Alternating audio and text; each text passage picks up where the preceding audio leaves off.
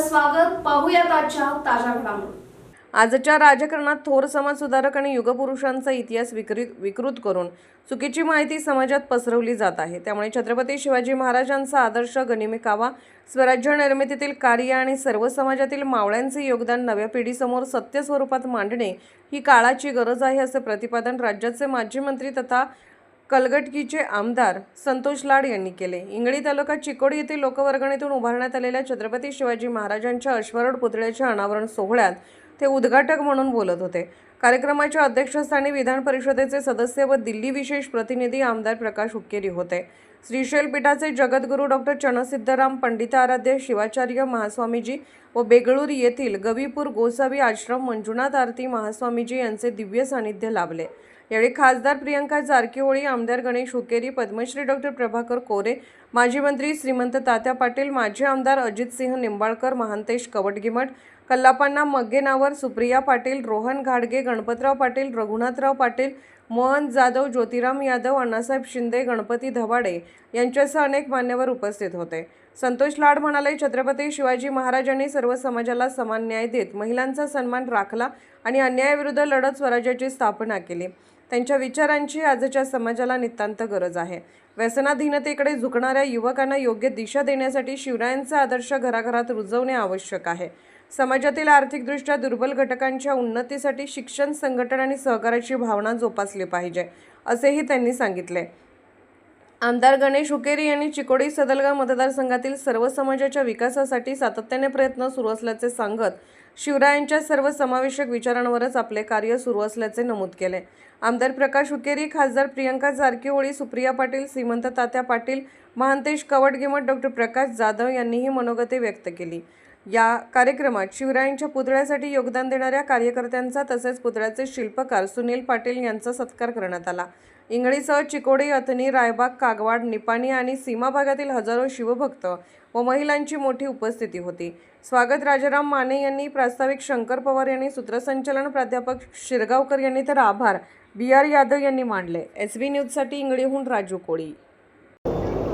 छत्रपती शिवाजी महाराजರ ಬಹಳ ವಿಜೃಂಭಣೆಯಿಂದ ಆಗಿದೆ ಅಂತ ಹೇಳಲಿಕ್ಕೆ ಬಹಳ ತುಂಬಾ ಸಂತೋಷ ಅನಿಸ್ತದೆ.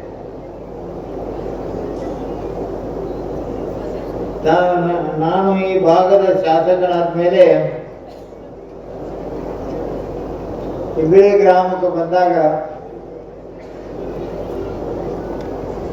ನದಿ ಬಂತಂದ್ರ ಬೋರ್ದಾಗ ಬರಬೇಕಾಗ್ತದೆ. ಅದಾದ ನಂತರ ಎಷ್ಟೋ ವರ್ಷಗಳ ಬದಲಾವಣೆ ಮಾಡಿ ಇವತ್ತ ಇಂಗಳಿ ಗ್ರಾಮವನ್ನು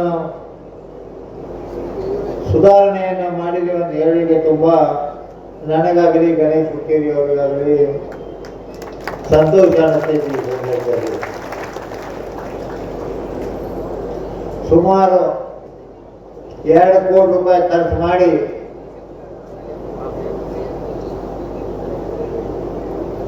ಮರಾಠ ಸಮಾಜದ ಏನು ಬೇಡಿಕೆ ಇತ್ತು, ಒಂದು ಬೇಡಿಕೆ ಇತ್ತು, ಆ ಬೇಡಿಕೆಯ ಪ್ರಕಾರ ಒಂದು ಸಭಾಭವನವನ್ನು ಕಟ್ಟಿ ಆ ಸಭಾಭವನದಲ್ಲೇ ನೀರು ಬರ್ತಾ ಇತ್ತು. ಅದಕ್ಕೆ ಮೊನ್ನೆ 1 ಕೋಟಿ ರೂಪಾಯಿ ಮಂಜೂರು ಮಾಡಿ ಆ ಸಭಾಭವನದೊಳಗೆ ನೀರು ಬರಬಾರದು ಅಂತೇಳಿ 1 ಕೋಟಿ ರೂಪಾಯಿಯನ್ನು ಕೊಟ್ಟು ಆ ಕೆಲಸವನ್ನು ಇವತ್ತು ನಾವು ಪ್ರಾರಂಭ ಮಾಡಿದ್ದೇವೆ. ಇಂಗಳಿಯ ಇತಿಹಾಸದಲ್ಲಿ ಇದೊಂದು ಐತಿಹಾಸಿಕ ಕಾರ್ಯಕ್ರಮ. 16ನೇ ಶತಮಾನದಲ್ಲಿ ಭಾರತದಲ್ಲಿ ಹಿಂದೂ ಸಮಾಜವನ್ನು ಉಳಿಸಲಿಕ್ಕೆ ಯಾರಾದರೂ ಕಾರಣ ಇದ್ರೆ ಅದು ಛತ್ರಪತಿ ಶಿವಾಜಿ ಮಹಾರಾಜರು ಅಂತಕ್ಕಂಥ ಮಾತನ್ನ ಈ ಸಂದರ್ಭದಲ್ಲಿ ಹೇಳ್ತಾ, ಅಂತ ಆದರ್ಶ ಪುರುಷ ಮುಂದಿನ ಜನಾಂಗಕ್ಕೆ ನಮಗೆ ಮಾರ್ಗದರ್ಶನವನ್ನು ಮಾಡಬೇಕು.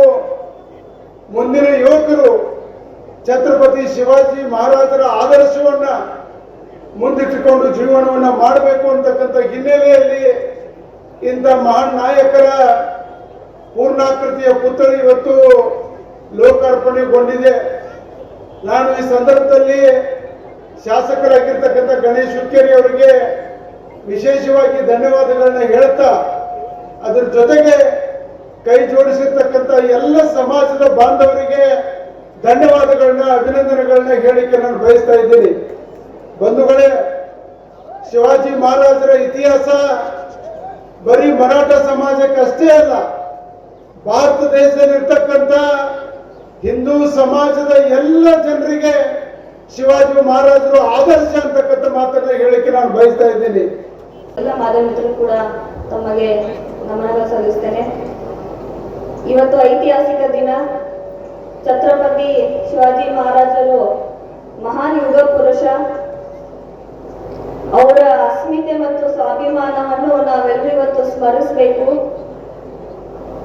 ಅವರು ಕೊಟ್ಟಂತ ಅಪಾರ ಸಂದೇಶವನ್ನು, ಹೇಗೆ ದೇಶವನ್ನು ಸ್ವಾಭಿಮಾನದತ್ತ ಕೊಂಡೊಯ್ಯುವಂತ ಸಂದೇಶ ಏನು ಕೊಟ್ಟರು, ಅದು ಇವತ್ತು ನಾವೆಲ್ಲರೂ ಯುವ ಪೀಳಿಗೆ ಕಲಿಸುವಂತ ಇವತ್ತಿನ ದಿನವಾಗಿದೆ. ಅವರ ಪ್ರತಿಮೆ ಇವತ್ತು ಬರೀ ಒಂದು ಕಲ್ಲು ಹಾಗೂ ಕಂಚಿನ ಒಂದು ವಿಗ್ರಹವಲ್ಲ, ಇವತ್ತು ಅವರ ಅನಾವರಣವಾದ ಪುತ್ಲಿ ನಮಗೆ ಪ್ರತಿನಿತ್ಯ ಒಂದು ಸಂದೇಶ ಕೊಡುತ್ತೆ. ನಾವು ಹೋರಾಡುವಂತ ಯಾವುದೇ ಸಮಾಜದಲ್ಲಿ ಸಮಸ್ಯೆ ಇದ್ರೂ ನಾವು ಸ್ವಾಭಿಮಾನದಿಂದ, ಹಾಗೇನೆ ಯಾರಿಗೆ ದೇಶಕ್ಕೆ ಒಂದು ತ್ಯಾಗ ಕೊಡುವಂತ ಒಂದು ಸಂದೇಶ ಪ್ರತಿನಿತ್ಯ ನಮ್ಗೆ ಆ ಪುತ್ಳಿ ಕೊಡುತ್ತದೆ.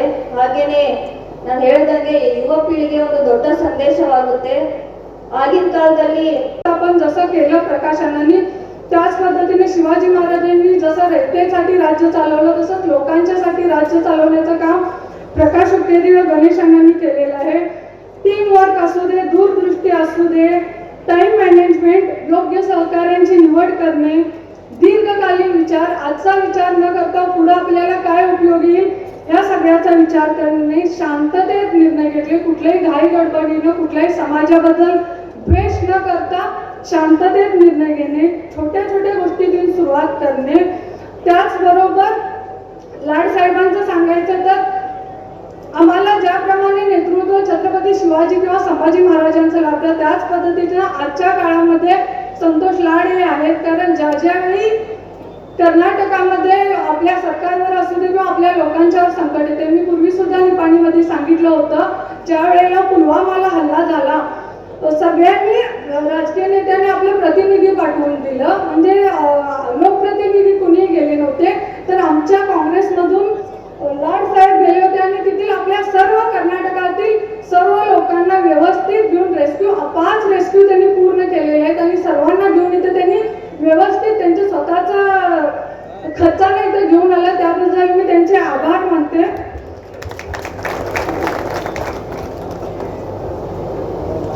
ನಿಜವಾಗೂ ಅಂದ್ರೆ ಈ ಒಂದು ಸಣ್ಣ ಗ್ರಾಮದಾಗ ಎಲ್ಲರೂ ಬರೀ ಊರ ಅವರು ಇಲ್ಲ, ಯಾಕಂದ್ರೆ ಈ ग्रामदादा या ग्राममध्ये सर्व समाज मिळून आज स्वामीजीच्या नेतृत्वामध्ये आज आम्ही इथं कार्यक्रम करून शिवरायाची भक्ती, विशेष करून शिवाजी महाराज, छत्रपती शिवाजी महाराज बद्दल प्रकाशना असू देत, आपले MP मॅडम असू देत, मातेश कौडगी मठ सगळं सांगितलं. म्हणजे आज आम्ही इतिहास जो आपण मागं होतं ते आज आम्ही आज प्रत्येकटा घरी आणि प्रत्येकटाच्या कुटुंबामध्ये आज शिवाजी महाराजचा आज एक भक्ती आणि एक श्रद्धा आहे. त्यानिमित्त आम्ही इथं ಶ್ರೀಶೈಲ ಜಗದ್ಗುರುಗಳು ಇದ್ದಾರೆ. ಹೋದ ಒಂದು ಮಾರ್ಚ್ ತಿಂಗಳಲ್ಲಿ अद्भुत कार्यक्रम सुमार प्रतिदिन 6 दिवस आता तुम्हाला पण कार्यक्रमामध्ये आम्ही उपस्थित केलं होतं. येडूरला ಒಂದು ದೊಡ್ಡ ಪ್ರಮಾಣದ ಕಾರ್ಯಕ್ರಮ ಮಾಡಿ ಯಾವ ರೀತಿ ಶಿವಾಜಿ ಮಹಾರಾಜ್ ಅವರು ಶ್ರೀಶೈಲದಲ್ಲಿ ಆಶೀರ್ವಾದ ತಗೊಂಡು ಯುದ್ಧಕ್ಕೆ ಹೋಗಿದ್ದರು, ಇಲ್ಲಿ ನಮ್ಮ ಜಗದ್ಗುರು ಯಡೂರದಾಗ ಕೂಡ ಅದ ನಮ್ಮ ಶ್ರೀಶೈಲ ಜಗದ್ಗುರು ಅವರ ಆಶೀರ್ವಾದದಿಂದ ನಾವು ಈ ಭಾಗದಾಗ ಒಂದು ಅಭಿವೃದ್ಧಿ ಮತ್ತು ಈ ಭಾಗದಾಗ ಒಂದು ಒಳ್ಳೆ ಕೆಲಸ ಮಾಡ್ಬೋದು ಈ ಭಾಗದಾಗ ಬಂದಿದ್ದೀವಿ. ಈ ಒಂದು ವಿಶೇಷ ಕಾರ್ಯಕ್ರಮದಾಗ ಬೇರೆ ಬೇರೆದಿಂದ ನಿಪ್ಪಾಣಿದಿಂದ, ಕಾಗವಾಡದಿಂದ, ಹತ್ತನಿದಿಂದ ಸಾಕಷ್ಟು ಶಿವಭಕ್ತರು ಬಂದ ಈ ಕಾರ್ಯಕ್ರಮ ಯಶಸ್ವಿ ಮಾಡಿದರು.